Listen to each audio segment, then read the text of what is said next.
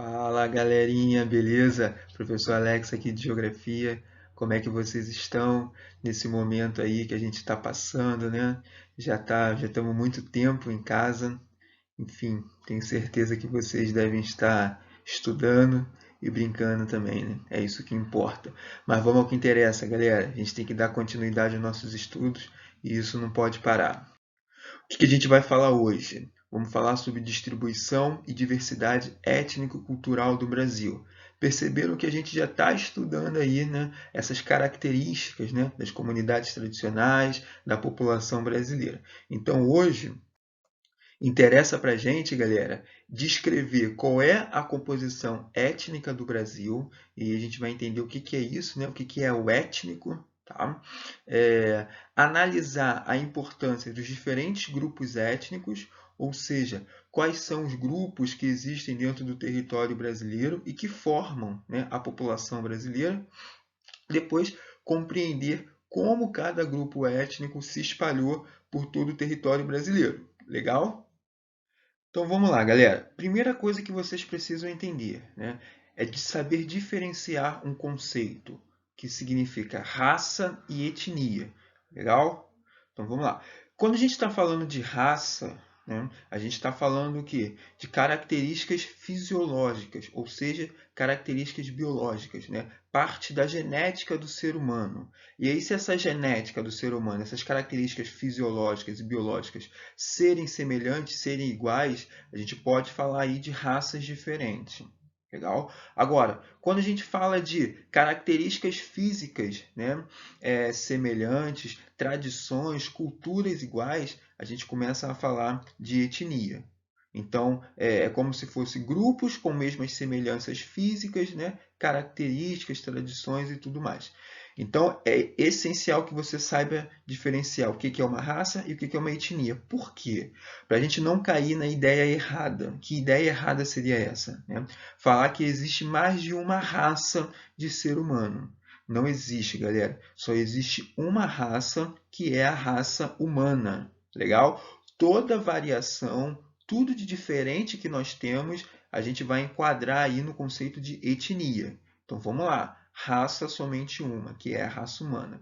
Toda diferenciação a gente vai chamar de etnia. Foi? Então vamos lá. Bom, já digo para vocês o seguinte: o Brasil ele tem uma população miscigenada. O que é uma população miscigenada? Ele tem uma mistura de população, né? Ou melhor, ele tem uma mistura de grupos étnicos que vai formar a própria população brasileira, como a própria cultura brasileira também. Legal? Quais são esses grupos étnicos que fazem parte da composição étnica do Brasil? A gente pode citar os brancos, os pardos, os negros. Tá? Isso tudo foi avaliado dentro do censo do IBGE. Lembra lá do censo do IBGE, o famoso censo demográfico, né? Aquela pesquisa que vai na sua casa te perguntar, né, qual é a sua cor, quantas pessoas moram na sua residência, enfim. Tá? Então, feito esse censo em 2010, o IBGE comprovou que grande parte da composição étnica do Brasil é composta ali por brancos, pardos e negros. Tá?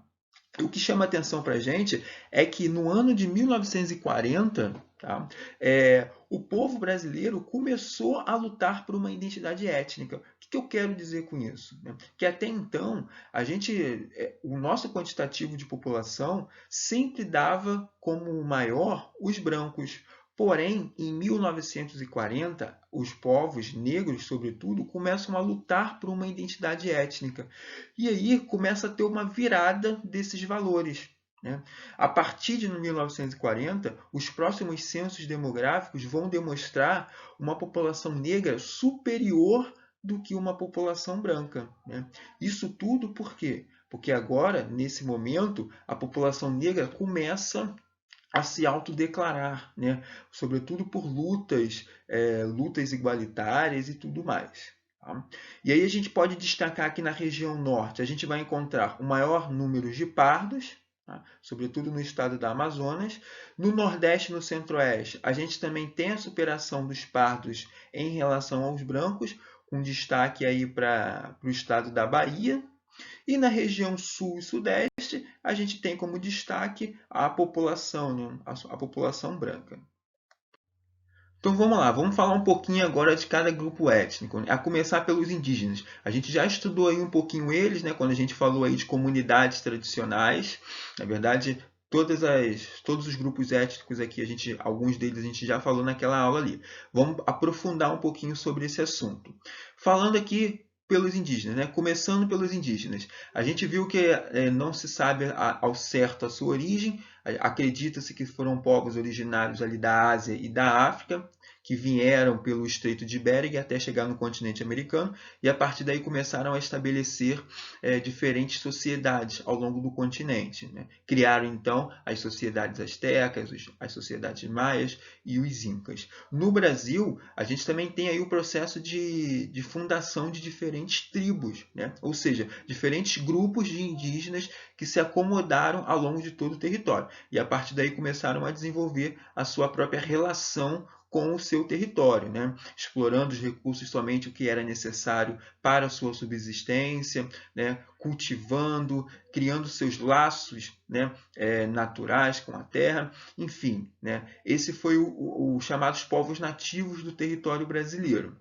A partir daí, a gente vai ter um período conhecido como período pré-colonial, né? Ou seja, quando os portugueses iniciam um processo de colonização, né? Ou melhor, de conquista do território brasileiro lá em 1500. Então, esse primeiro contato que os portugueses vão ter com os indígenas já é o início do processo de uma miscigenação da população brasileira. Legal? Então vamos lá. Esse contato ele não foi benéfico para os indígenas, até porque os portugueses já eram uma sociedade um pouco mais evoluída, né, no sentido de equipamentos. Então eles tinham arma de fogo, eles tinham a Bíblia, né, que era usado como um instrumento de dominação, até mesmo as próprias doenças que eles possuíam, eles vão trazer para as sociedades indígenas, o que vai promover um processo de dizimação, né? Ou seja, um grande número de morte dos indígenas, porque eles não vão ter anticorpos para aguentar essa doença que os brancos, né, no caso os europeus, os portugueses, vão trazer para eles.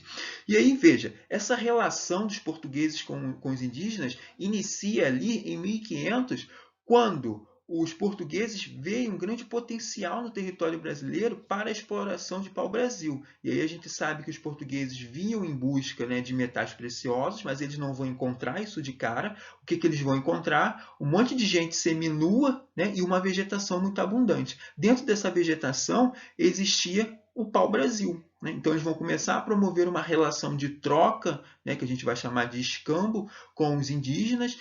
Os portugueses forneciam ali as famosas bugigangas, coisas que não eram muito úteis para eles, e em compensação os indígenas exploravam ali o pau-brasil e davam essa árvore para os portugueses. Né? Além disso, esse momento foi essencial dentro de uma aliança, né, portugueses e indígenas, porque o território brasileiro começou a sofrer com invasões. Então, essa aliança também foi uma forma dos portugueses manter o controle do território brasileiro sobre o domínio português. Tá? Os indígenas ajudavam a expulsar esses invasores dentro do território. Agora, todo esse processo, né, vai criar uma grande disseminação dos indígenas, porque eles não vão aceitar ser escravizados pelos portugueses. Né? E aí você já começa a perceber que esse processo, né, essa relação que se cria, vai ser um processo bem duradouro, até 1530, né, quando você tem aí de fato o processo de colonização do território brasileiro. E aí sim, os portugueses agora eles estão dentro do território brasileiro. Tá? E aí veja, o que era então as chamadas terras indígenas, né, começa a sofrer com um avanço desse processo de colonização. Ou seja, os portugueses agora eles querem impor a sua cultura sobre as sociedades indígenas. E não só a cultura, né, as suas práticas e os seus hábitos e os seus costumes, como, por exemplo, a própria língua portuguesa. Tanto que hoje a gente fala o português e não fala o tupi-guarani. Tá? Então, esse contato com os portugueses foi fundamental, né, para disseminar, para criar uma morte aí dos indígenas, né, sobretudo, e promover esse processo de colonização. O que eu chamo a atenção para vocês agora é que todas essas terras indígenas, elas carecem de uma proteção. E nós vimos aí na última aula, né, ou melhor, quando a gente falou das comunidades tradicionais, a criação de um importante órgão que foi responsável por criar políticas públicas de proteção aos indígenas, que foi a FUNAI. Né? Desde a criação da FUNAI, ou até anterior, com a criação do primeiro parque de reserva indígena, que foi o Xingu, você já começa a entender a valorização dessa cultura indígena para o povo brasileiro. Tá? Sendo que hoje a gente sabe que as sociedades indígenas, elas vivem completamente, algumas, né, isoladas, e outras acabam que criam um hábito e estão no meio de nós. Por que estão no meio de nós? Porque, na verdade, as atividades humanas estão avançando sobre as terras indígenas, como, por exemplo, uma dinâmica muito simples que acontece no território brasileiro, chamada de fronteiras agrícolas. Né? O que são as fronteiras agrícolas? É o avanço, né? É o cultivo das práticas da agropecuária, ou seja, da agricultura mais a criação de animais em direção a essas reservas indígenas. Isso vai favorecer que as atividades humanas adentrem nas terras indígenas. Ou seja, cada vez mais a relação indígena está mais próxima do ser humano. Tá? E aí eu trouxe esse mapa para vocês, onde exemplifica exatamente isso que a gente está falando aqui. Né? Essa cor, né, mais rosa e escuro, a gente chama isso de arco do desmatamento, que seria exatamente essa região onde a gente está tendo um avanço das fronteiras agrícolas, tá? Como o próprio desmatamento da vegetação. Isso que está em verdinho seria as unidades de conservação, ou seja, aquelas regiões em que eu tenho que conservar, tá? E essa coloração aí mais cor de pele, né, é o que a gente chama de terras indígenas. Então vejam bem, a gente está falando aqui da região norte do Brasil. Grande parte da região norte do Brasil é limitada por terras indígenas. E dentro dessas terras indígenas, a gente consegue ver a presença da atividade humana através desse arco de desmatamento. E aí eu pergunto para vocês, né, cadê a preocupação? Cadê a criação, né, de políticas que de fato sejam eficientes para poder promover a ajuda, para poder contribuir com a preservação da cultura indígena? Né? E aí a gente acaba falando de um conceito que é a etnogênese, né? Que é exatamente o índio vivendo nessa sociedade urbano-industrial que a gente vive hoje. Tá? Tem algum problema isso? Não tem problema nenhum, né? Sendo que o índio, ele não é uma figura imaginária. O índio, ele existe e ele tem uma relação, ele tem uma cultura completamente diferente da nossa. Não é que ele não possa viver, no nosso meio, ele pode viver, mas ele não vai se adaptar porque o seu meio de vida é completamente diferente. Agora, se ele está no nosso meio de vida, né, foi porque as nossas atividades, sobretudo através da exploração da natureza, fez com que ele saísse, né, da sua tribo e cada vez mais entrasse aqui na nossa sociedade. O que pode gerar um grande problema, né? Uma vez que ele não tenha facilidade com a nossa linguagem, ele não tenha, vai ter que se sujeitar aí a baixos salários, condições de moradias completamente precárias, enfim, uma série de problemas que ele tem que enfrentar dentro da nossa sociedade. Legal? O próximo grupo étnico são os europeus. Né? Na verdade, naquele momento em que Portugal e Espanha começam a querer descobrir o mundo, né? Descobrir novas fontes de matéria-prima, de recursos naturais, né? No contexto das grandes navegações, a gente tem um destaque aí para os portugueses, que é quem de fato chega no território brasileiro e começa a promover uma conquista no território. Né? E aí esse período ali em 1500, ele vai até 1530, quando de fato os portugueses iniciam um processo de de colonização dentro do território brasileiro, né? Ou seja, aquilo que a gente já estava falando anteriormente, né? Aquele contato, aquela relação com os povos nativos que seriam os indígenas. E o que é interessante você notar é que esse contato, né, com os indígenas dá início ao processo de miscigenação, que é exatamente o momento que a gente tem a mistura, né, de diferentes etnias formando o que seria a população brasileira. Ainda mais, você tem aí, com a chegada da família real e com o processo de fim da escravidão, um processo de branqueamento da população. Era algo que eles acreditavam que a população brasileira precisava, né? Porque estava vivendo no seu meio muitos negros, e eles acreditavam que esses negros eles não eram civilizados, eles não eram uma raça civilizada. Olha a ideia deles, né? Então eles promoveram a famosa teoria do branqueamento, né? E isso fez com que o Brasil, o território brasileiro, abrisse seus portões para os imigrantes. E aí quais foram os imigrantes ali? Em 1870 e 1953, a gente tem a chegada dos italianos, dos espanhóis, dos alemães e dos suíços, né?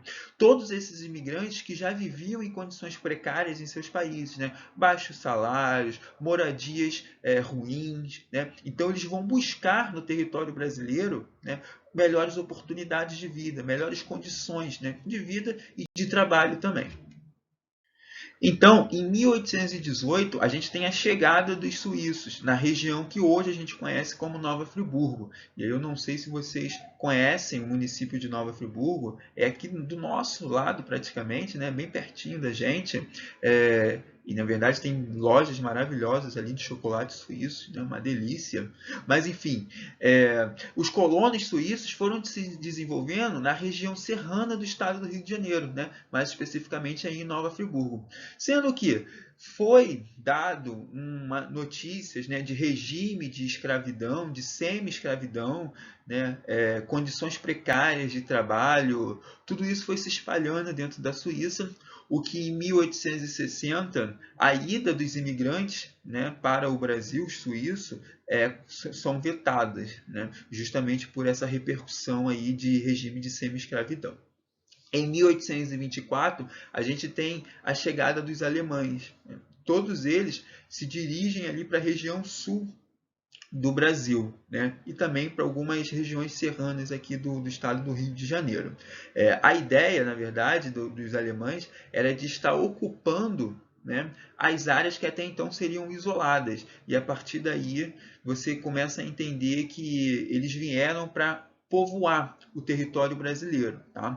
Até porque o país estava passando por um processo de reunificação, né? Algumas áreas ali alemães foi promovendo um processo de mecanização. Né? O que é um processo de mecanização? Foi entrando maquinários dentro do campo, né? Dentro da produção agrícola, e os alemães foram perdendo os seus empregos. Né? Então eles ficaram ali sem empregos, e aí eles viram no Brasil uma oportunidade de estar melhorando, arrumando o trabalho e melhorando as suas condições de vida. Né? E casou exatamente com o momento em que o Brasil estava precisando de gente para ocupar o território brasileiro. Né? Em 1870 e 1920, você tem a chegada dos italianos, né? Os italianos que foram muito importantes dentro da produção de café. Né? E aí eles tiveram um diferencial, porque a proximidade com a língua, a religião, os próprios costumes, né, fizeram com que os italianos se adaptassem muito bem à nossa sociedade aqui. Né? E em 1920, a gente tem os espanhóis, né, chegando aí no território brasileiro. Os espanhóis eles foram fundamentais porque eles foram ali os primeiros povos, né, os primeiros trabalhadores dentro das fábricas brasileiras e também, né, foram importantes ali na produção de café. Tá? Bom, galera, e depois a gente tem os negros. Né? Os negros eles começam a participar dessa composição étnica do Brasil com o regime de escravidão. Né? Ou seja, eram trabalhadores trazidos da África, né, para fazer trabalhos braçais, né, aqui no território brasileiro, sobretudo para participar ali de produções agrícolas, né, de busca de recursos naturais e tudo mais. E aí tem um dado interessante que 40% do total de negros que saíram da África estavam dentro do território brasileiro, né? Então, os portugueses, que eram quem estava promovendo a colonização no território brasileiro, eles, vamos dizer assim, né, compraram muitos negros, o que é difícil de falar, né, porque a gente não tem como comprar outra pessoa, mas naquele momento era possível, né? Eles compraram 40% de todo escravo que estava saindo da África, né, e todos eles vieram em direção ao Brasil. A partir daí, eles foram utilizados, né, para a produção agrícola, para fazer trabalhos braçais, e aí não importava se era homem ou se era mulher. Claro que as mulheres assumiam outras responsabilidades, né, eram utilizadas ali como mucamas, que seriam a governanta da casa, né, a pessoa que seria responsável por estar organizando comida, arrumação, né, os serviçais, né, digamos assim, dos donos da casa, né? E aí os homens estavam mais voltados ali para fazer esses trabalhos mais manuais e que exigia maiores forças físicas. Tá? Claro que os escravos eles não aceitavam muito bem essa relação, né, que eram imposta para eles. Eles vinham para uma cultura completamente nova, eles eram obrigados, eles eram forçados a aprender a falar o português e a servir a quem tinha comprado, a pessoa que tinha comprado eles. Claro que eles não aceitaram isso, né? Alguns começaram a fugir e aí formaram ali